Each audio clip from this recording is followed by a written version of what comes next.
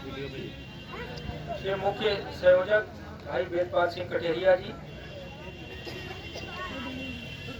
आज के इस मैच में प्रतिभाग कर रहे दोनों टीमों के सम्मानित खिलाड़ी व रोमांचक मैच का आनंद लेने वाले सम्मानित दर्शक, हमारे साथ आए हमारे सहयोगी भ्रष्टाचार मुक्ति अभियान के संरक्षक आदरणीय श्री हेमंत गुप्ता जी, डॉक्टर रामरतन सिंह पटेल जी, केंद्रीय कार्यालय प्रभारी भाई राम गोपाल जी, सहसवान के तहसील समन्वयक भाई आर्यन पाल सिंह जी, बदायूं के सह तहसील समन्वयक भाई महेश चंद जी और बिसौली के तहसील समन्वयक भाई देवेश शंकरदार जी, जिनके क्षेत्र में कार्यक्रम चल रहा है, बिलसी के तहसील समन्वयक भाई आकाश तोमर जी, और जिनका वेदपाल सिंह जी बार बार जिनके नाम का उल्लेख कर रहे थे, जिनके गुणों का उल्लेख कर रहे थे, से भाई अखिलेश सिंह चौहान जी। बड़ा रोमांचक मैच रहा और डॉक्टर साहब बड़े प्रसन्न रहे पूरे मैच में। मैच की रोमांच को देखकर तो प्रसन्न थे ही, साथ ही कह रहे थे इनका वेदपाल जी का गला खराब हो जाएगा। इनकी कमेंट्री को सुनकर बड़ा प्रसन्न हो रहे थे। तो हमने कहा इनका प्रतिवर्ष का 15 दिन का ये अनुभव है, गले पे कोई प्रभाव नहीं पड़ने वाला है। 1 जनवरी में कार्यक्रम होता है और 15 दिन निरंतर चलता है और इसी गति के साथ ये कमेंट्री करते हैं। अंतरात्मा के साथ हृदय में जो शब्द आया उसे बोला, कितना खुलकर कमेंट्री करते हैं। और उसका भी हमें लगता है कि यहाँ बहुत से लोग ऐसे आते होंगे जो मैच का आनंद लेने नहीं, बल्कि वेदपाल सिंह जी जो कमेंट्री कर रहे हैं, इनकी कमेंट्री का आनंद लेने हैं तो आते होंगे। बगैर का जो क्षेत्र है जनपद मुख्यालय से हटा हुआ क्षेत्र है, जैसा वेदपाल जी ने बताया कि अखिलेश जी का गांव बिल्कुल दातागंज तहसील के शाहजहांपुर और बरेली की सीमा पे, और बगरैन का क्षेत्र बरेली जनपद की सीमा पर। इस क्षेत्र में प्रतिवर्ष ये खेल प्रतियोगिता का आयोजन, इसके साथ ही कई बड़े सामाजिक कार्यक्रमों का आयोजन, शहीद स्थल पर सैनिक सम्मेलन का आयोजन, जहां बड़ी संख्या में जनपद ही नहीं दर्जनों जनपद के पूर्व सैनिक आकर श्रद्धा सुमन अर्पित करते हैं। वो कार्यक्रम भी वेदपाल जी के संयोजन में होता है। सैनिक के प्रति अपनी श्रद्धा अर्पित करने तमाम पूर्व सैनिक वहां इकट्ठे होते हैं।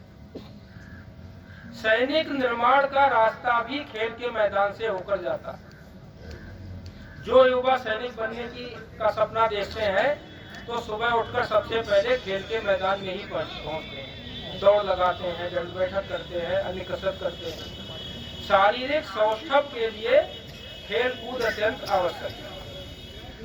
और खेल कूद से शारीरिक सौष्ठव ही नहीं, जब हमारा शरीर स्वस्थ होगा तो क्या होगा, स्वस्थ शरीर में स्वस्थ मन मस्तिष्क वास करता है। जब शरीर स्वस्थ है तो मन स्वस्थ होगा, और मन स्वस्थ होगा तो हमारी बुद्धि स्वस्थ बनेगी, और बुद्धि स्वस्थ होगी तो उसका प्रभाव क्या होने वाला है कि हमारे जीवन का सर्वांगीण विकास होगा, समग्र विकास होगा। तो खेल कूद से क्या होता है, शारीरिक प्रगति, मानसिक प्रगति और बौद्धिक प्रगति, तीनों तरह का विकास।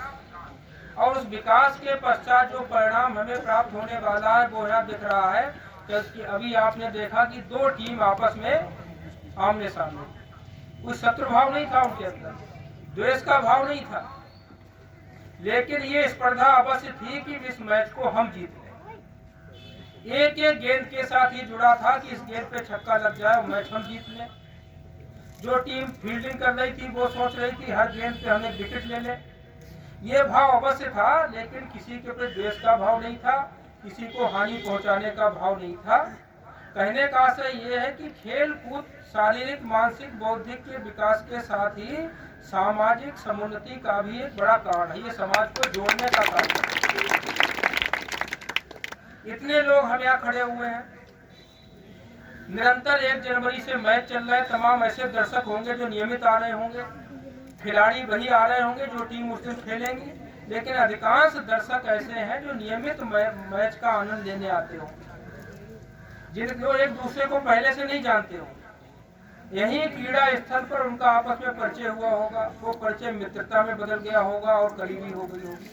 तो जोड़ने का कार्य करते हैं खेल। ये मैच समाप्त होगा, अभी एक कार्यक्रम और शुरू हो जाएगा गांव में तोड़ने का। चुनाव का दौर आने वाला है, समाज में विभेद पैदा करने के कार्य आरंभ होंगे, लेकिन उसके साथ साथ वो 5 वर्ष में एक बार कार्यक्रम आता है जो समाज को तोड़ने का कार्य करता है, दिलों के बीच दूरियां बढ़ाता है। लेकिन 5 वर्ष निरंतर इस तरह के कार्यक्रम चलते हैं जो समाज को जोड़े रखते हैं, समाज को मजबूत बनाते हैं।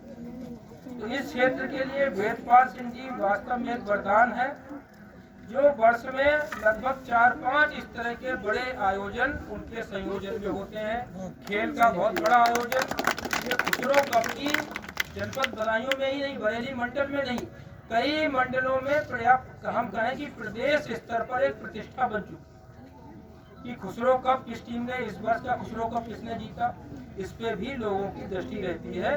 तो इस खुसरो कप की अपनी एक प्रतिष्ठा बन चुकी है, जो अनवरत ये चल रहा है और हर वर्ष ऊंचाई की ओर जाता है। एक विशेषता और रही वेदपाल सिंह जी की कि हर दिन अलग अलग अतिथि अलग अलग क्षेत्र के महत्वपूर्ण लोग अतिथि के रूप में मंच पर रहते हैं।